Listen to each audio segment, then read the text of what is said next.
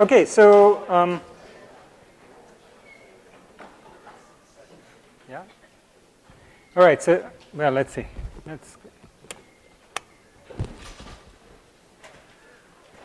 Is that what everybody was waiting for? Yeah. Okay. All right. So today we are going to start with polynomials and finite fields, which is really more modular arithmetic. Okay. So in this lecture, and then, well, not the next one because that's the midterm, but the following 1 or 2 lectures, we'll talk about some really magical properties of modular arithmetic and polynomials.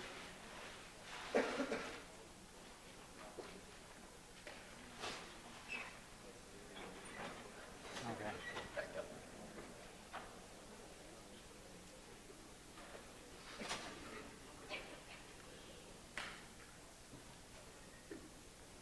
Okay. All right. So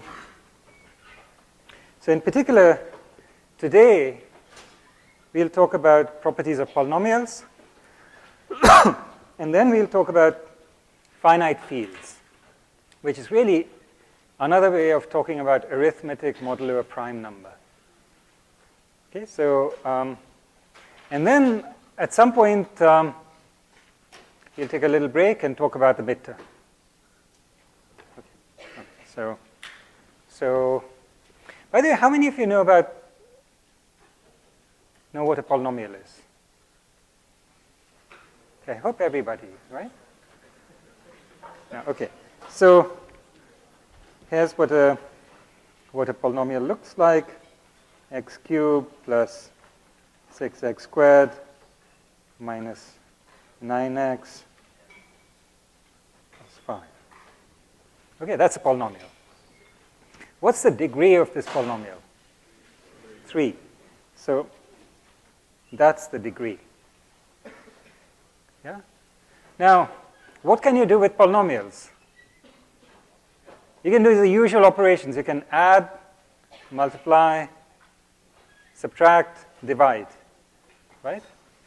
So let's do some examples. So suppose you were to add to this another polynomial, which let's say is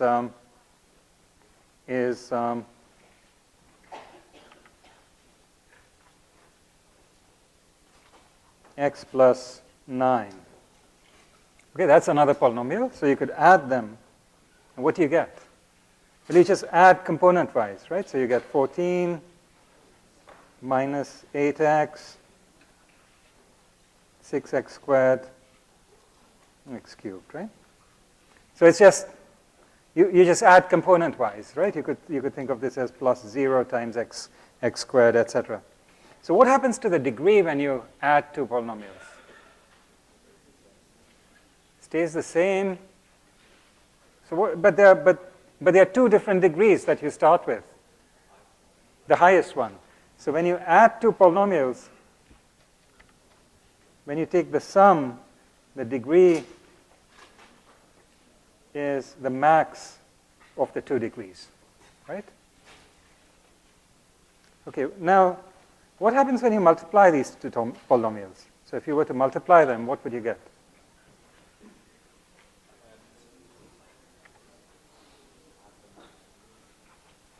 Okay, so you know how to multiply polynomials. You sort of multiply by the constant term, you multiply by x, etc. So for example, you might get to multiply, you would do long multiplication, right? So you would get 45 plus plus 45 minus 81x plus 9 6 9s are 54x squared 9x cubed, and then you'd get plus x times 5, which is 5x minus 9x squared plus 6x cubed, and then plus x to the 4th, right? Okay, so let's just get rid of this. So this is multiplication. And so you get this polynomial minus 76 plus 65 plus 15. Was that correct, or 45, sorry. And x to the fourth. Okay, so that's multiplying these two polynomials, and what happens to the degree? So the degree is now the sum of the two degrees. Okay. Now let's do one more thing. Let's okay, so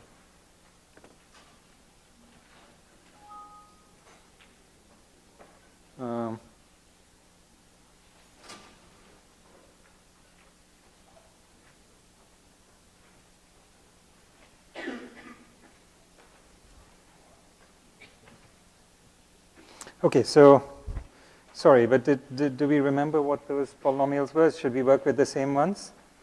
You know, what I should do is just copy this. Okay, so let's just copy that slide. Okay. Oh.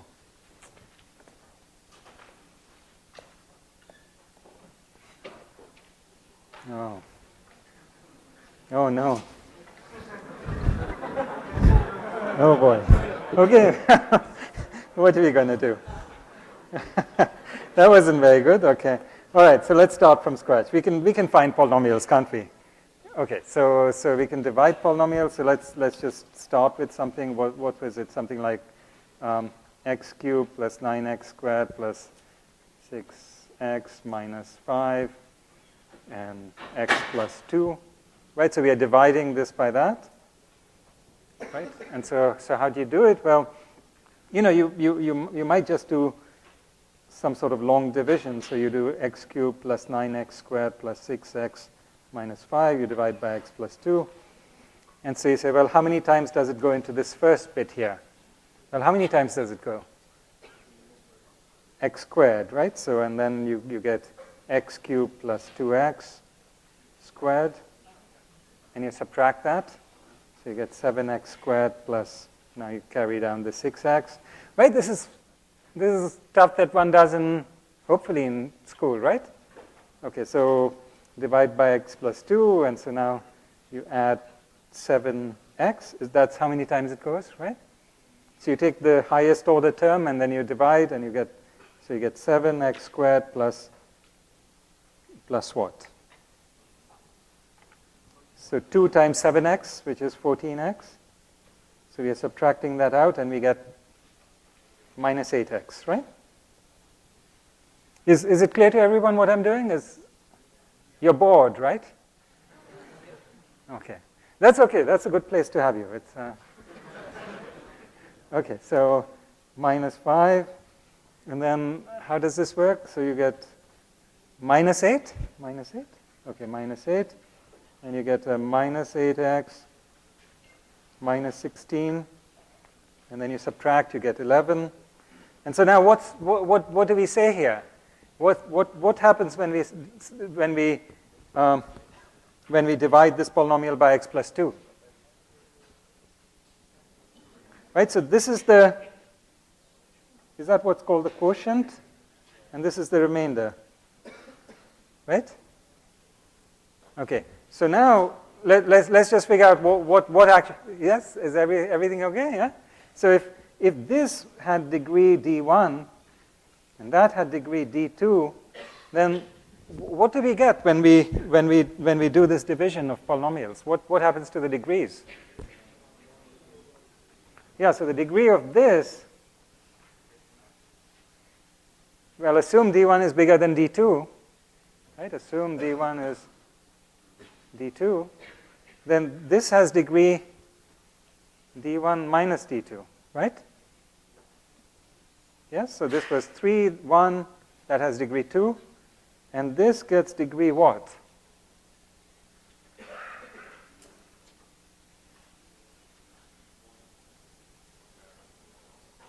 Yeah, so it's d2 minus 1, right? At most. Right? So if that had degree 1, the remainder has degree at most 0. Yeah? Is that okay? Everyone is happy with this? Yeah, we all understand how degrees work for polynomials? It's important that you understand this so we can go on, right? So no point building on stuff when you don't, if you have trouble with this, let's get this clear and then you can keep going. Is it okay? Yes? So for addition, you said that the degrees stay the same, but what if you added an x cubed to negative? When we add, you get the degree is the max of the 2 degrees. So if you had x cubed plus negative x cubed, what results would be? Oh, you're right. It's at most the max. So I'm just providing you with the upper bounds on the degrees, right? It's the same thing here, right? This is at most d2 minus 1. Yeah? And of course, you're right. You could get cancellations and things could be smaller, but that's the best bound we can get in general. Yeah?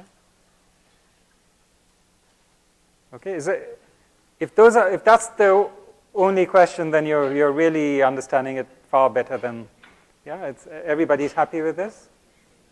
Okay. Okay. So let's keep going. Okay. So now we have this notion of the root of a polynomial. So what do we mean by a root of polynomial? So let's take one of these examples again. So let's say we had x cubed minus x squared. This is our degree 3 polynomial. Okay. And now we can ask, what are the roots of this polynomial? Meaning when we set this to 0, what are the solutions? Okay, the solutions when we set this polynomial to 0 are called the roots of the polynomial. So these solutions are called roots. Okay, so in this case, what are the roots of this polynomial? Yeah, so I've chosen it cleverly so that, I chose it a bit too cleverly. Let's say x cubed minus x, just to make it a little more interesting. So certainly x equal to 0 is a root. And then what are other roots of this polynomial? 1 minus 1. So it has 3 roots. Okay. So you know this fact, right? That if you have a linear equation, there's at most one solution.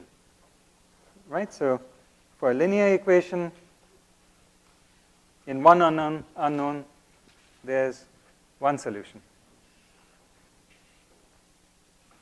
If you have a quadratic equation, degree 2, you've all done this, right? You get 2 solutions.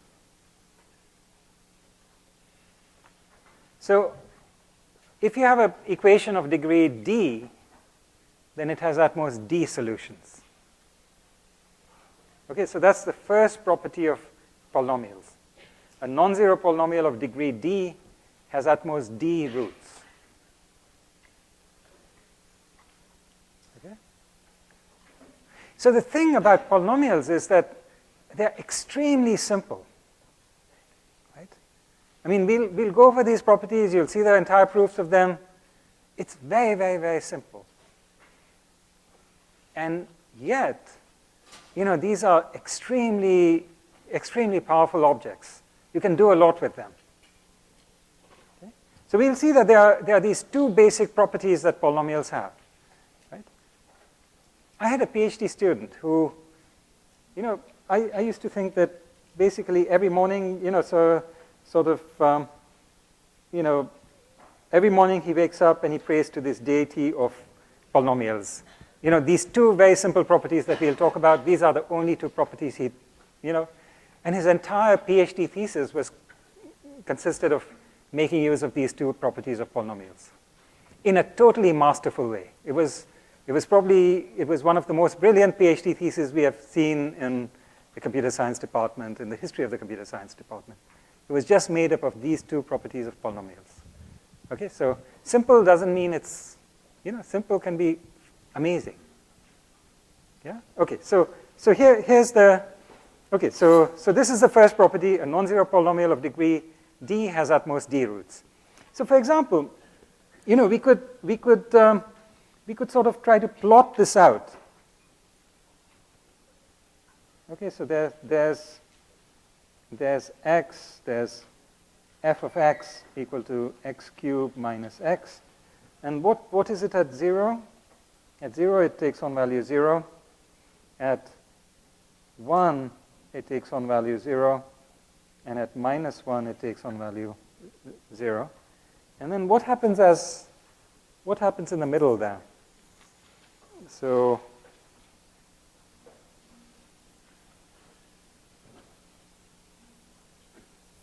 what do you think it looks like around here? Does it look something like that? Would you guess it looks something like that? Okay, so sorry, it goes up. It probably doesn't quite do this. So do you think I'll erase the whole thing if I even touch it? Oh no, it's good. Okay, so it goes sort of like that, right? It goes up, it goes down. It sort of zags up. Yeah. Does that make sense? Does it make sense to people? So how did I get this? The slope at 0 must be minus 1 if you look at it, and then it it goes down, it comes back up to 0, and then it shoots up to infinity. It does the same here and shoots down to minus infinity. Okay, so that's what a polynomial of degree d looks like. What it does is it comes in either from minus infinity or plus infinity. It hits the x-axis, it wiggles around at most d times, and then it goes off either to plus or minus infinity. Okay, so that's what the polynomial looks like. Okay, there's a second property of polynomials, which is called polynomial interpolation. So suppose that I tell you that there's a polynomial of degree d. Here it is, x, f of x. Right? And suppose I tell you that, I give you d plus 1 points. So I tell you at the point x1, it takes on value y1. So this is the value of the polynomial at x1. At x2, that's the value of the polynomial. At x3, maybe that's what it looks like. At x d plus 1, it looks maybe like that. Okay, so I give you the points through which the polynomial must pass. And I tell you it's a degree d polynomial. Your challenge is to find this polynomial. So what you're trying to do is you're trying to fit. You're trying to find, you're trying to say, well, this must be this is a polynomial of degree d, which goes through all these points. Okay? Now, the remarkable thing, this property 2, what it tells us is there's exactly one polynomial which does this. So first, there's one polynomial which will do this. We can find a polynomial. And moreover, there's only one. Right? The one that we'll find is the unique one.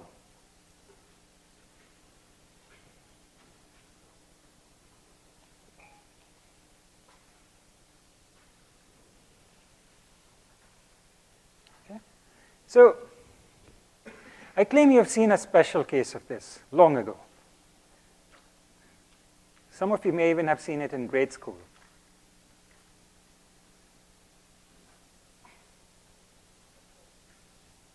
Actually, if you were homeschooled, you saw it before grade school.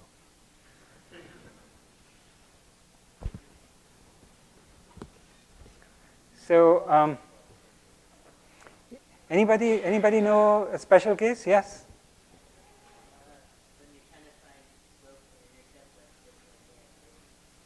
Right. Well, a special case is actually what he said. So if you're given 2 points, there's a unique line that goes through them.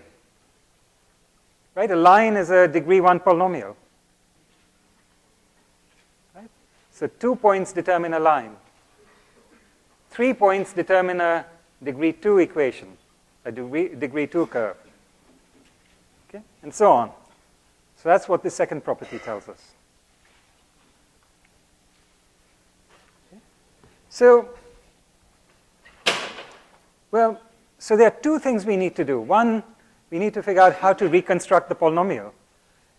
And then there's a second challenge, which is what? So we have to given any d plus 1 such points, one challenge is finding a polynomial of degree d. What's the second challenge? Yeah. Prove that that's the only one, that you cannot find a different one. Right? Okay, so how should we actually do this polynomial interpolation? So there are actually two different techniques for doing it. One is we'll write out a set of equations. So let's do an example. It's actually, I'm sure that it'll be much easier if we do an example. So let's say that d is equal to 2. So it's a degree 2 polynomial, meaning we are given 3 points. And let's say the points are,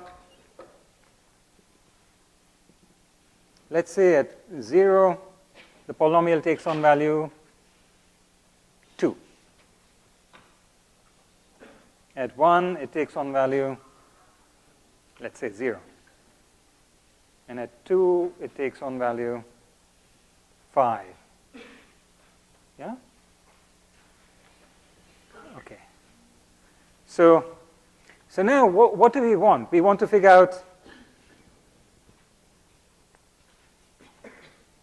how should we write our polynomial? Let's write it as a0 x squared plus a1 x plus a2. Okay, so this is our polynomial. Okay. So we are trying to figure out what's a0, a1, and a2. Okay, that's what we wish to find. So let's write a set of equations. So the first point says when x equal to 0, it takes on value 2. So that tells us that a0 times 0 squared plus a1 times 0 plus a2 equal to 2. Okay, that's a nice linear equation to have. The second one tells us a0 times 1 squared plus a1 times 1 plus a2 equal to 0. And the third equation says a0 times 2 squared plus a1 times 2 plus a2 equal to 0. Oh, it's equal to 5, sorry. Okay, so it was very lucky that we had 3 unknowns and 3 equations. Right? So now how do we solve? Well, you solve a set of linear equations. There's a systematic way of doing it, Gaussian elimination, or you sort of eyeball it. You sort of say, well, E2 is equal to 2 here because, these first two are 0. This tells us A0 plus A1 plus A2 is plus 2 is 0. So it tells us, okay, so it tells us the relationship between A0 and A1. And this tells us 4 times A0 plus 2 times A1 is equal to 3. Okay, this previous one we could say is equal to minus 2. And now we can read off everything else, right? We multiply this equation by 2, and we subtract, right? If we take 2 times this equation, and we subtract it from this one, so what we'll get is 2 times A0 is equal to 3 plus 4, which is 7. So A0 is 7 over 2, and so on. So you can get A0, A1, A2 this way, right? So this is one way of solving, doing interpolation. So you have d plus 1 equations. It's a degree D polynomial, so meaning there are D unknowns, the coefficients of the polynomial. There are exactly D plus 1 of them if it's a degree D polynomial. So you'd get D plus 1 equations, D plus 1 unknowns. And why is there always a solution, and why is there a unique solution? Does anyone know? Okay, so maybe this is too advanced. You don't have to worry about it. If you happen to know, then, well, it's because the determinant is non-zero, and it turns out there's a unique solution. Okay? So this is one way of solving it, which you may or may not have the background to do. I'll show you a different way of solving it. Okay? So here's a different way of solving it. So what we're going to do is remember there were 3 points at which we were trying to compute this polynomial. So we are trying to find p of x, this polynomial in x, such that at 0 it took on value, what was it? Was it 2? At 1 it took on value 0. So those are 2 points it must pass through, and then at 2 it took on value plus 5, right? So it took on this value, which is 5. So we're trying to find a polynomial that goes through this. So we want a degree 2 polynomial.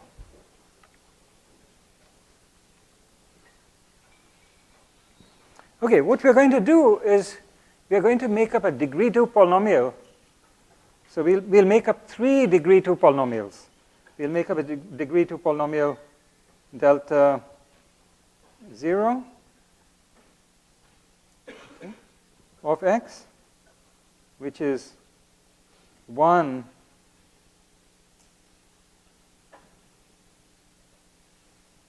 at x equal to 0 and 0 at x equal to 1 and 2.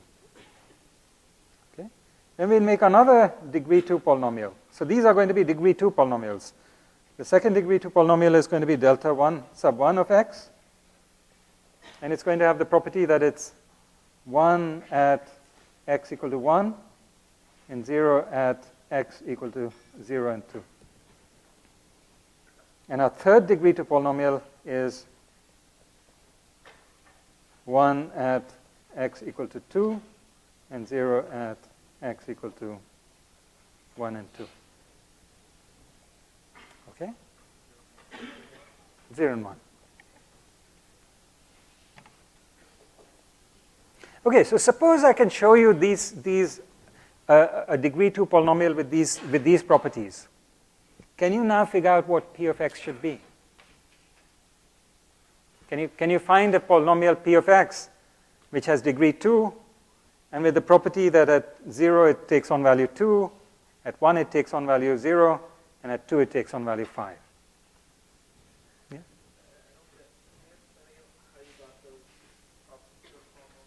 Oh, okay. So I'm just telling you, we are doing wishful thinking at this point. We are being wishful. We are doing wishful thinking. We are saying, suppose that we could create these delta functions, right? What's a delta function? It's a function which is 1 at one place and 0 at others, right? So for our purposes, there are only 3 points that count. What's the value at x equal to 0? What's the value at x equal to 1? And at 2. Right? In general, there are d plus 1 points that we care about. Those are the only d plus 1 points that count. Yeah? I'm sorry? Why is the value 1? You're asking why is the value 1 at x equal to 2? I'm sorry, so can you, if you want, just speak up loudly, or? Like, why is the value always 1 at all 3 of those? Why do we want 1? You'll see in a moment. Okay? Okay, yeah. Yeah. 2 times delta plus 5 times delta. Yeah, so very, very good. So the claim is we can let p of x be equal to 2 times delta naught of x plus 0 times delta 1 of x plus 5 times delta 2 of x. Okay, so first of all, is this a polynomial in X? Is P of X a polynomial in X? Yes, right? Because delta naught, delta 1, and delta 2 are, we are promising they are polynomials in X. What's the degree of P of X?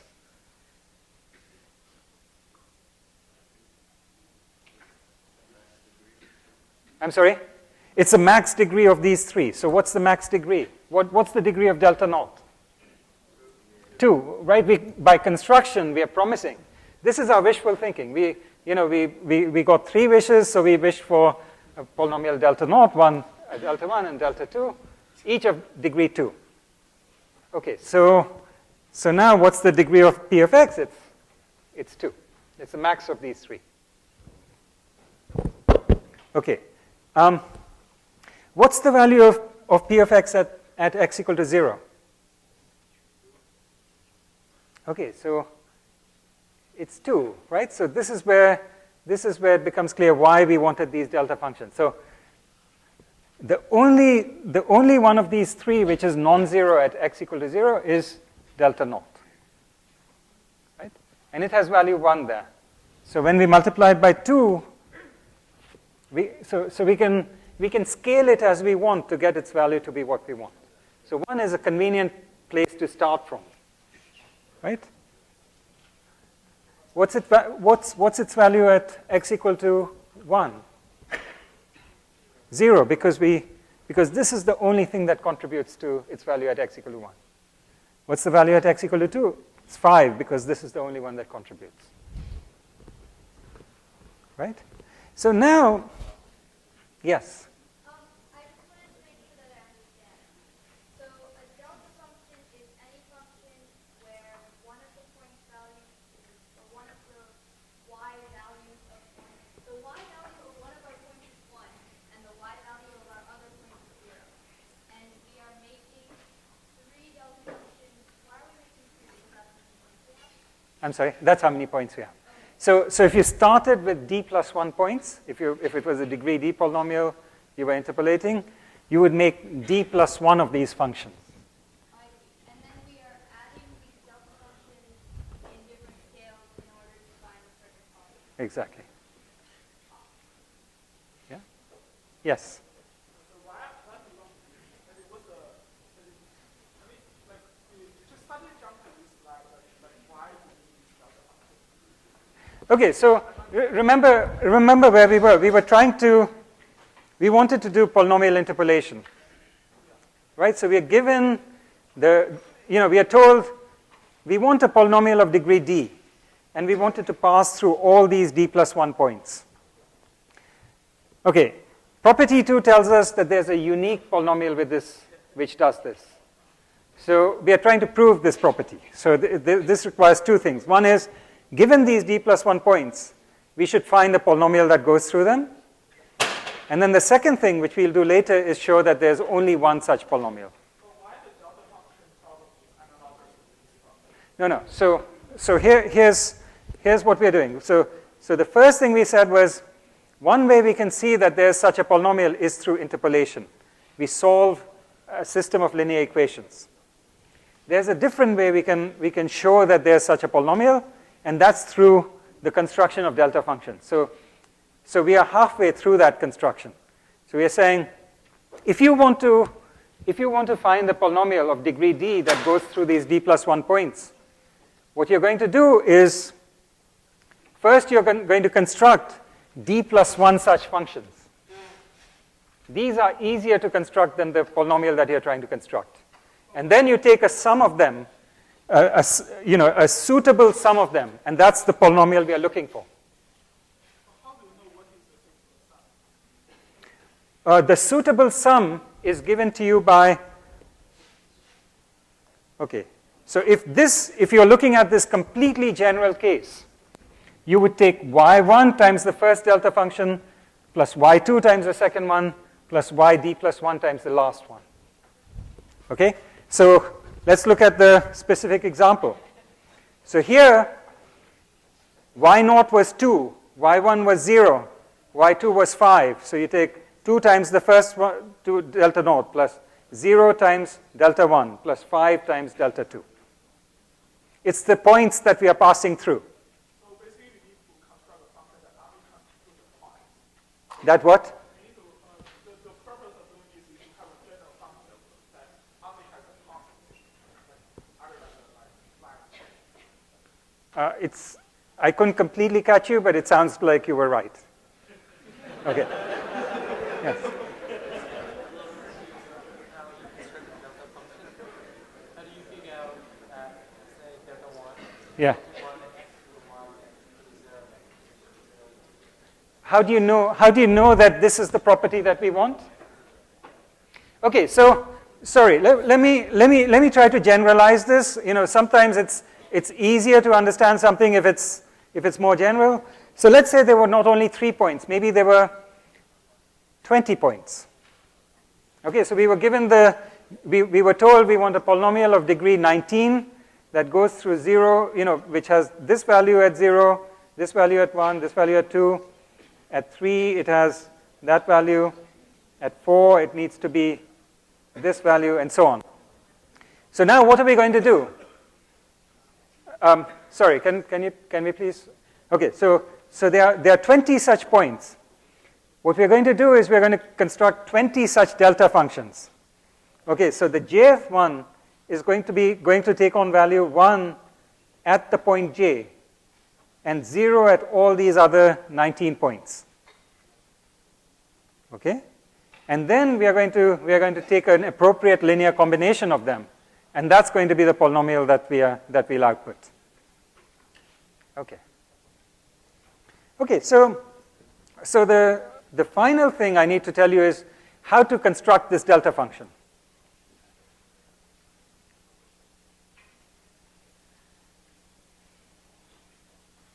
Okay, so back to this example with the 3 points. I'm sorry, can we, yeah? Okay, so let's see how to do it with these 3 points. So what we'll do,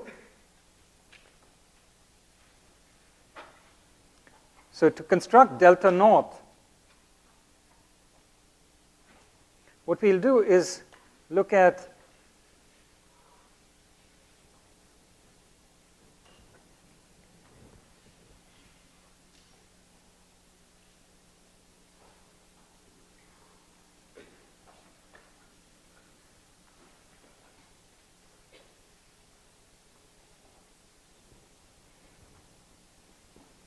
okay, so if you look at the polynomial x minus 1 times x minus 2, okay, this has the property that its value at 1 is 0, and its value at x equal to 2 is 0, right? So if you substitute delta naught of 1, you'll get 1 minus 1 times something, right? So it's 0.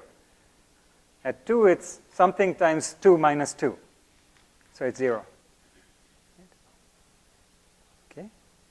What's its degree? It's exactly 2. Now, what about the value at 0? What's its value at 0? It's 2. Right? So what we should do is we should divide by 2. Okay, so that's how we get the polynomial. Okay? But now, if you wanted to know, how did we know to divide by 2? So what was 2 here? So how did we get that we need to divide by 2? What we did was we substituted 0 for x, and we said, what's its value at 0? It's 0 minus 1 times 0 minus 2, which is minus 1 times minus 2 is 2. So we should divide by that. Right? So let's just write out an expression for that. We should divide by what its value is at 0. So divided by 0 minus 1 times 0 minus 2. Okay? So are you ready to generalize to d plus 1 points? So if you want to compute delta I of x, so remember our points are x sub I, y sub I, for I going from whatever 1 through d plus 1. So now, to compute delta I of x, what do?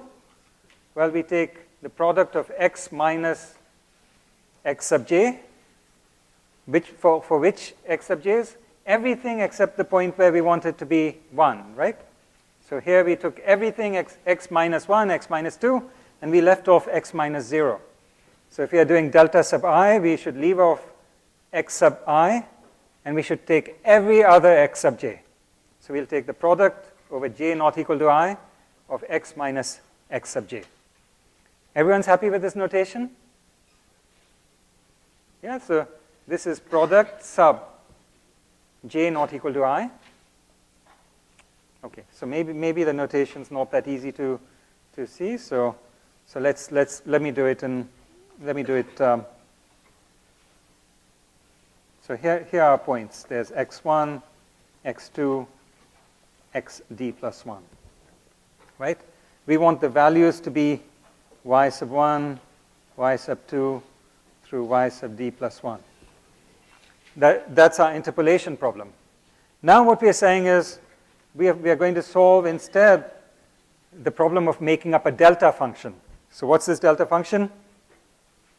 I'm sorry, there's a bit of a murmur in the room. So I don't mind if you want to have a conversation, but not in this room. Right? You can either address questions to me, or you can always step out for a couple of minutes and then step back in, but as long as you do it without making too much noise. But I've been getting complaints from people in the back that they cannot hear the lecture.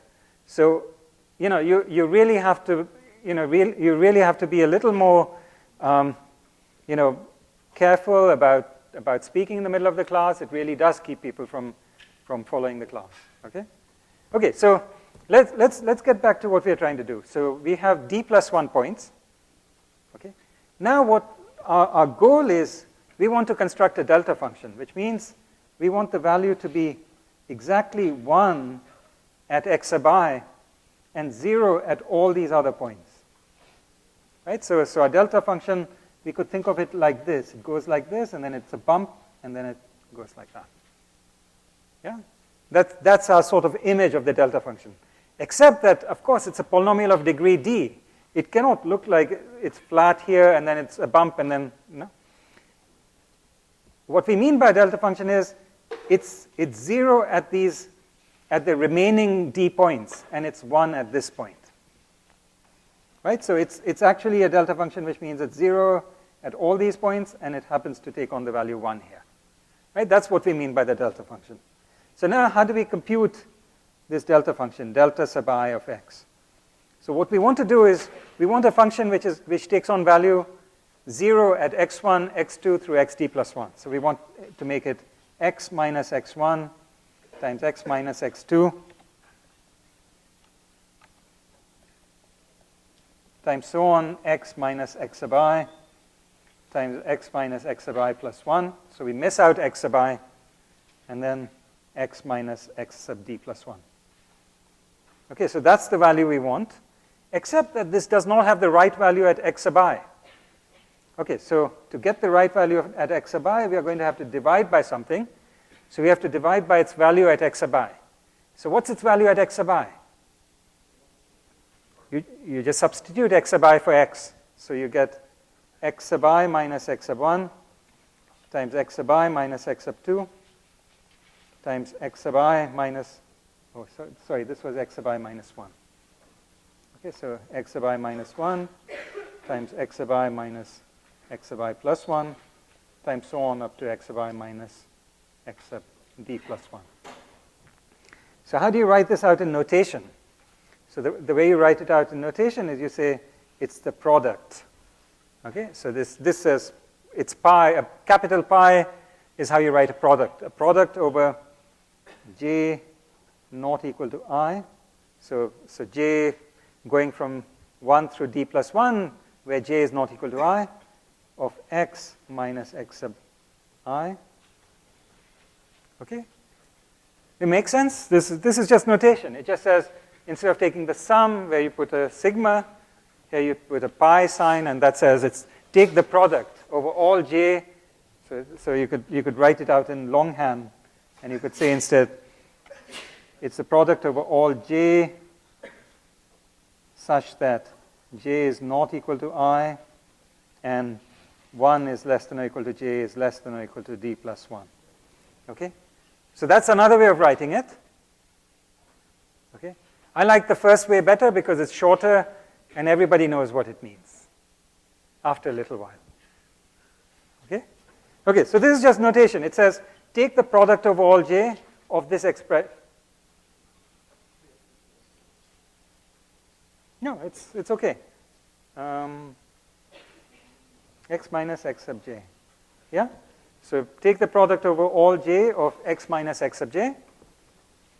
But now we want to divide by something. So you divide by product j not equal to I of x sub I minus x sub j. So this is what we're doing. Does everyone follow the notation and why we are doing this? Yes. Does everything have to be an integer, or can they be like real numbers? These can be real numbers. Yes. Can we create like double functions? Like for example, for your double dot, can we just use like x to the whatever degree and then minus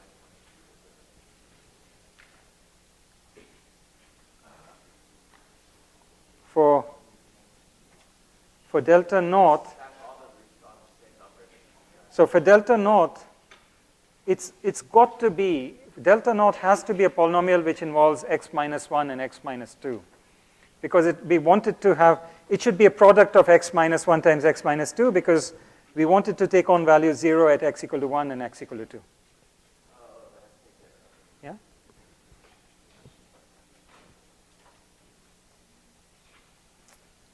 So yes. Why can't they become? You could be working, if you're working over complex numbers, that's fine. Yeah, that would be fine. Yes.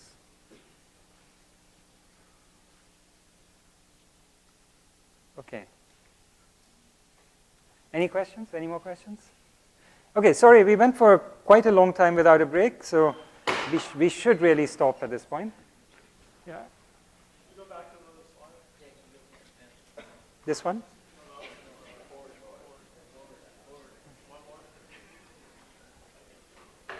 That one?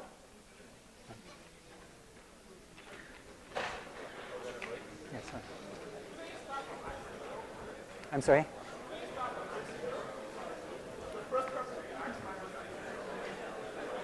Yeah,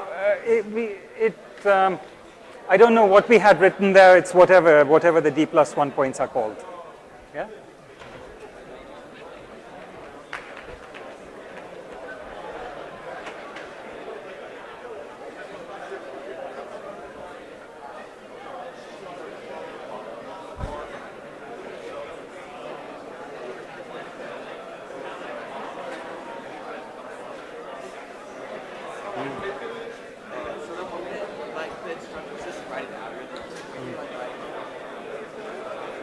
If the what? Like, say like we had a question that says write an algorithm for this. Yeah. Like write a function. Sure.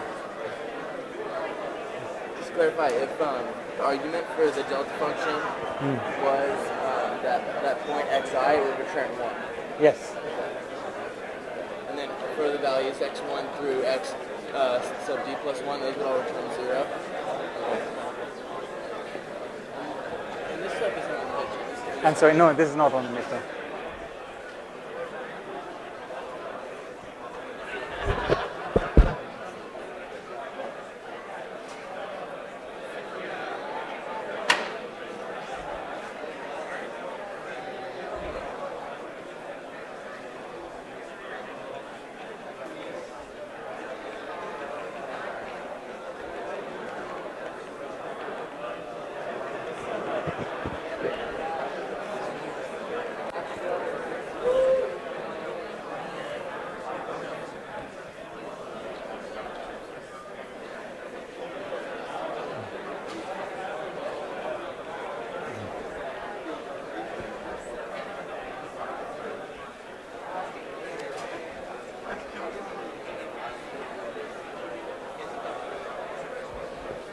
Okay.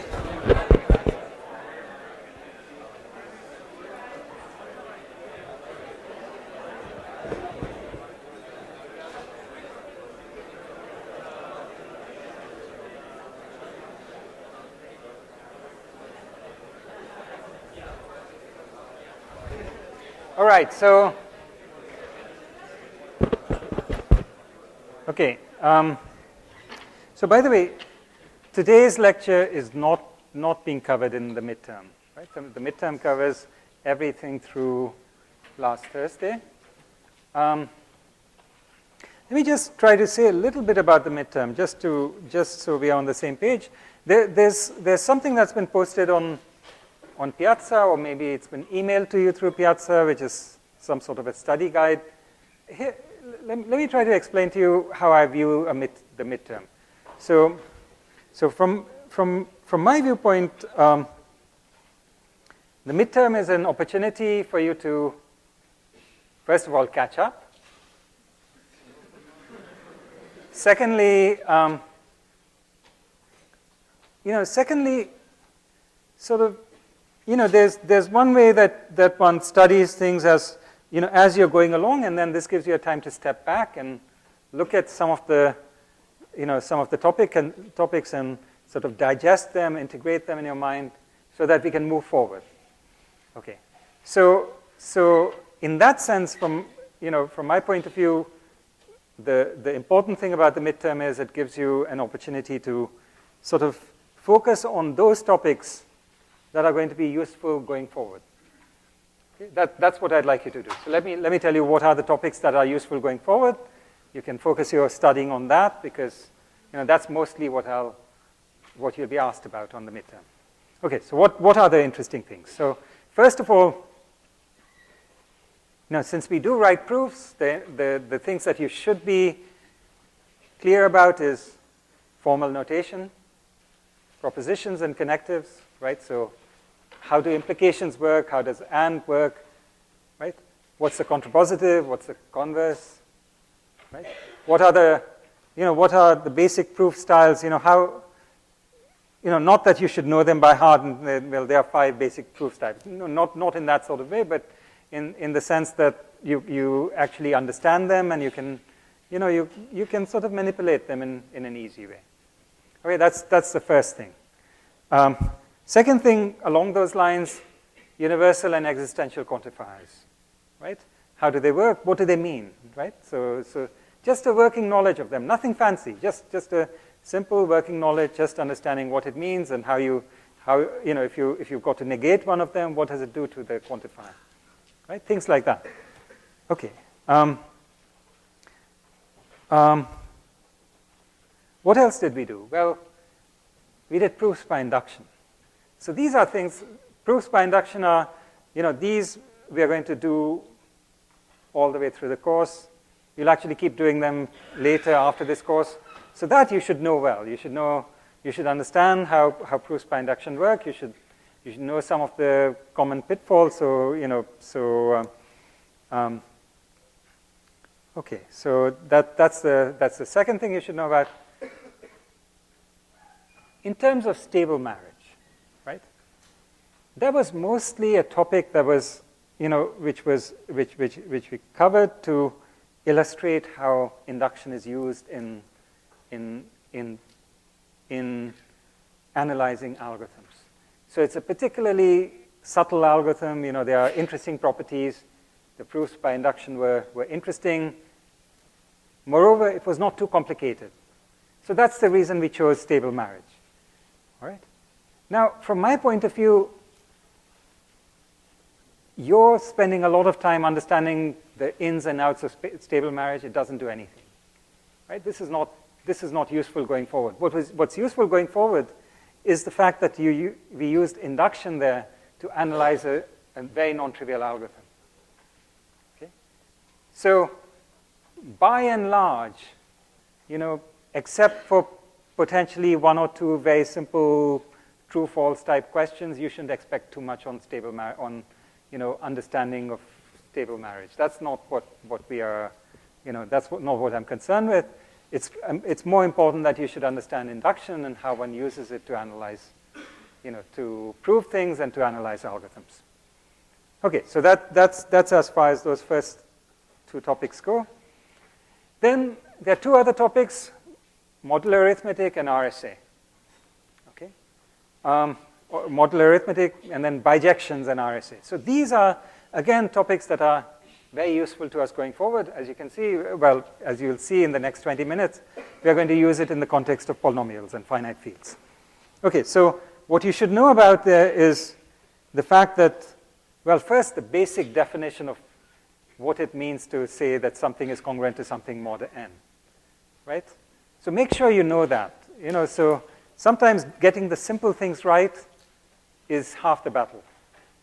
Okay, then you should also know, well, how, what it means to add, subtract, multiply, and then divide. Okay, so how does division mod n works? Why it's connected to GCD, how it's intimately tied to Euclid's extended GCD. Okay, so these are things that you should know about. Finally, the last thing you should know about is functions, bijections, one-to-one, onto, right? That sort of thing. And then how do we get to bijections using Fermat's little theorem and RSA? Okay, so those are the things that you should know about. Actually, when one says it this way, doesn't sound like a lot, does it? Yeah, okay, good. Okay, good luck with that. Yeah. It shouldn't be. You shouldn't. At least my intent is not to do anything tricky, not to try to, right? It's just to make sure that you know your basics. That's what I'm after. All right. So, okay. So, yes. A proof of how RSA works. So with all these things, you can be trying to understand things at different levels of complexity, right? I would say that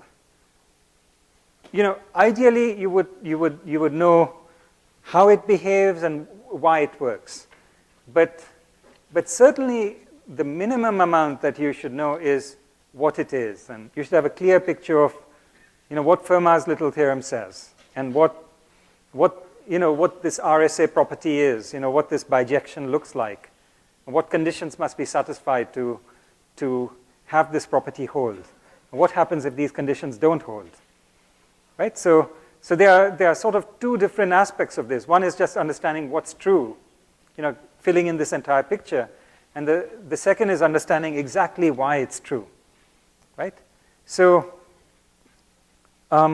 ideally, you'd know both, but if you are resource bound in terms of time or whatever else, and you're trying to pick, at least know what's true and what it means, right? Yes. You do get a one-page cheat sheet, one-sided. Ideally, you'll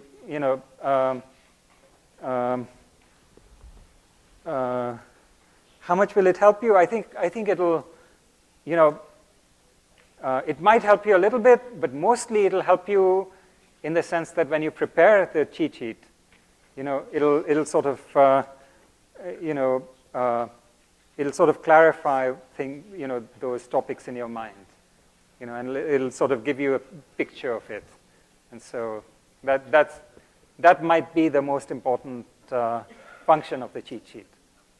Yeah? Yes? How about the Chinese remainder? Oh, no, the Chinese remainder theorem we are not covering, right? So if you know it, that's a very good thing. Yeah? Okay. Yes? What's the format of the test? Is it like multiple choice and like the free response, or is it like alternate? So it's going to be everything you mentioned. So there'll be some questions of this kind and some of the other kind, right? There'll be some true and false. There'll be some short questions, and there'll be a couple of long questions, something like that. Yeah. Yes. How hard will the midterm be compared to the homework questions? I would expect them to be somewhat easier. Yeah? The midterm would be, yeah.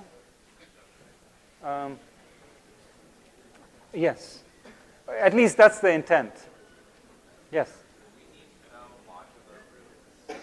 Do you need to know? modular, what are modular roots? Roots. You mean like how do you compute square roots mod n or cube roots mod n? You only, you know, the only thing you need to know is RSA, you know, how you encrypt and decrypt.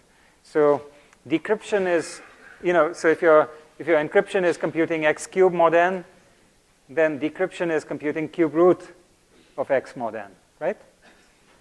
If you're going from x to x cubed, then RSA gives you a way of going from x cubed back to x, which is like computing cube root of x, cube root of y. But you know, we do it in this fancy way by raising to the power of d, and it's all sort of somebody, you know, it's non-trivial, but luckily somebody figured it out for us. So all you need to do is have that picture clear in your mind. Yeah? Yes.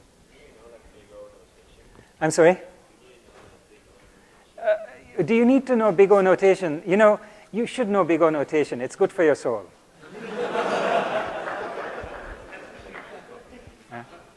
Yeah, okay. More questions? Okay, shall we go on? Yeah, okay. All right, so, okay, so very quickly, let's just get through. Okay, so, by the way, you know, somebody told me that what was I calling it? Speed training. There's a technical term for it. It's called interval training.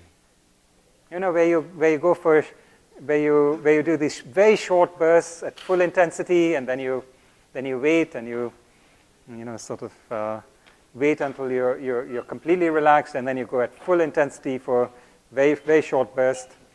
And apparently there are studies showing that it's far more effective than full-on training. You know, that if you do this kind of interval training, I don't know if anybody has done a study about mental interval training, but I'd imagine that you know, from my experience, I would say that that's also extremely effective. So anyway, why do I think of that? Well, we have only what 15 minutes left. So let's do interval training at this point, right? So just focus, and we'll try to go for this short burst and as intensely as possible.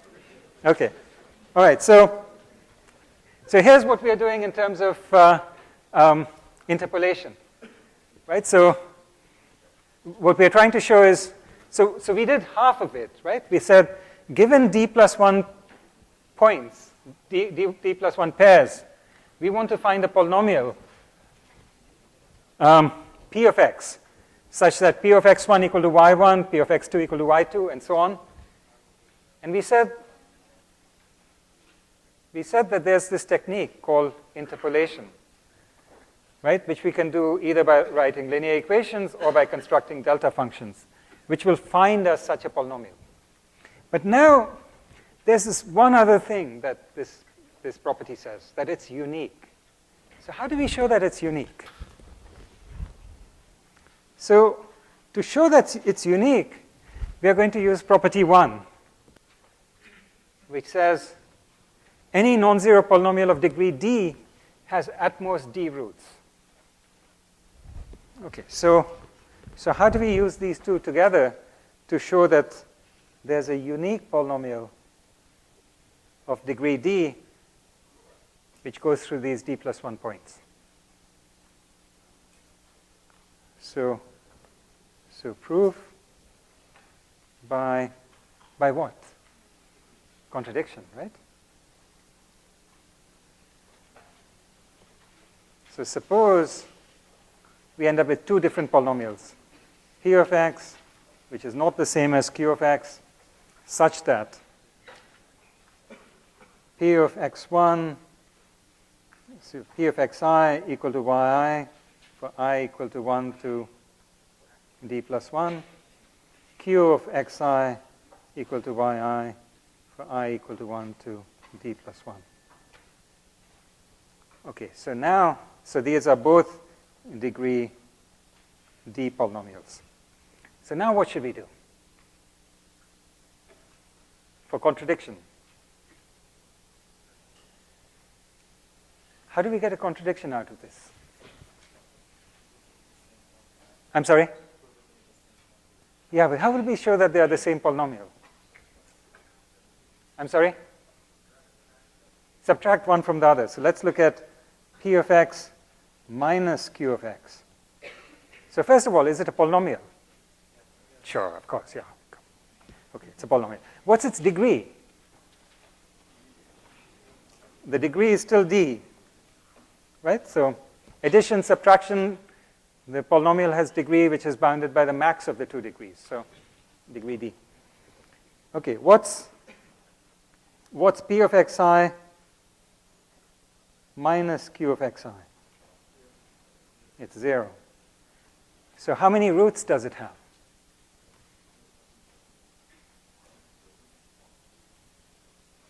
So it has D plus 1 roots. So that's a contradiction. It contradicts property 1.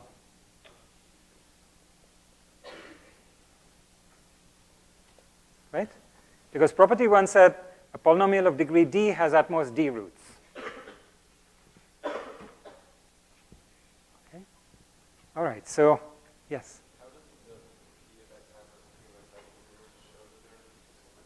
How does it show that they are D plus? Oh, so P of x minus Q of x is a polynomial of degree D. Now, what does it mean for a polynomial to have a root? It means that, a root is a value x at which it evaluates to 0. So these xi's are all points at which it evaluates to 0. Okay, so maybe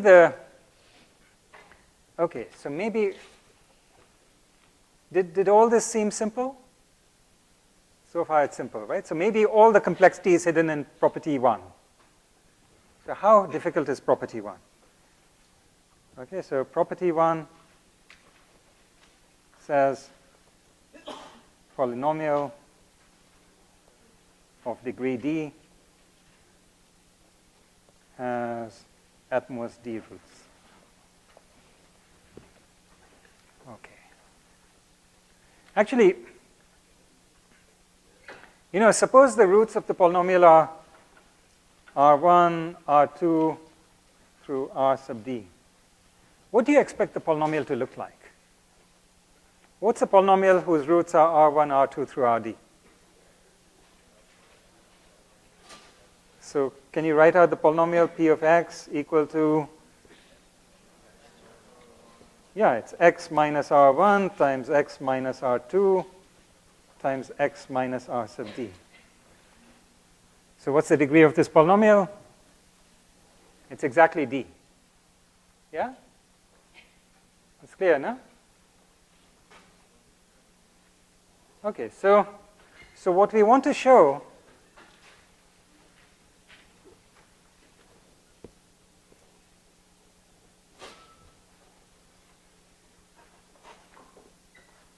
is that that's what, this is really what polynomials look like.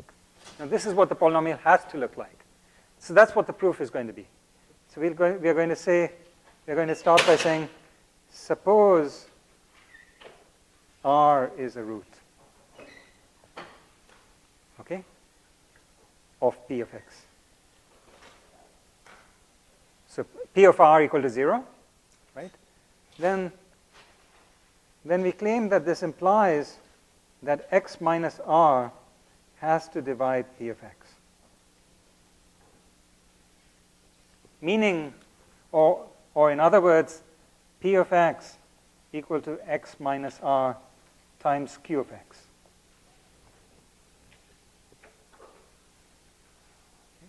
Where if this had degree D, what's the degree of Q of x? D minus 1. So if I can show you that if R is a root of P of x, then P of x is x minus R times Q of x. Shouldn't we be done by something? By induction, right? Because now we'll say whatever the roots of P were other than R, they have to be roots of Q. Right? So if P of r prime equal to 0, for r prime not equal to r, then Q of r prime must be equal to 0. Right? Because we know that P of r prime is 0, and we are saying that that's equal to r minus r prime times Q of r prime. R is not equal to r prime, so r minus r prime is not equal to 0. So Q of r prime must be 0. If the product is 0, one of the two factors must be 0. Right? Is this clear? Do you want me to write it out, or is everyone clear about what I said? You want me to write it? So what we're saying is P of r prime is r minus r prime, or r prime minus r times Q of r prime. But we are told that P of r prime is 0. Right? It's a root of P. But r is not equal to r prime, so this is not equal to 0. So if 0 equal to this times this is not 0, so Q of r prime must be equal to 0. Okay, so now what are we saying?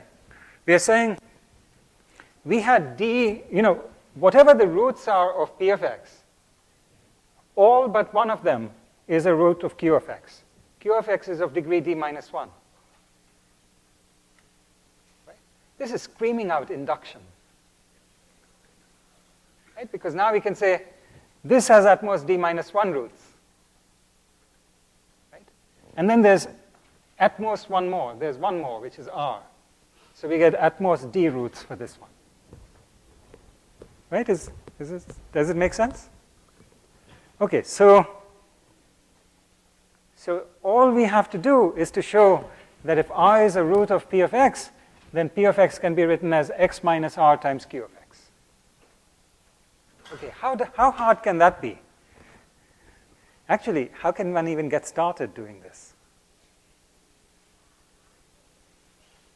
So what do you think? Easy or hard? Easy? Difficult? Okay, so let's see. So, what we want to do to show this is we want to say, let's divide P of x by x minus r. So remember, we are told that P of r equal to 0. Right? So let's divide by x minus r. Okay, so what do we get? We get P of x equal to x minus r times, when you divide by x minus r, remember we went through this laboriously beginning of lecture. So we said we get some quotient Q of x plus some remainder. I don't want to call the remainder r of x, do I? Let me call it s of x.